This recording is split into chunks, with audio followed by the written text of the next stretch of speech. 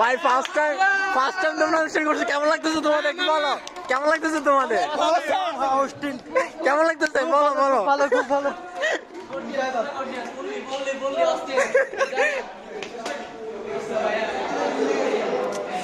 So এটা হচ্ছে আমাদের বেসের বাংলাদেশের পক্ষ থেকে, আমাদের বেসের পক্ষ থেকে ফার্স্ট টাইম অনুষ্ঠান করা, তাও আমরা স্টেজে পারফর্ম করছি এই ফার্স্ট টাইম। সো আমরা সবাই এক্সাইটেড এখানে যারা যারা আছি।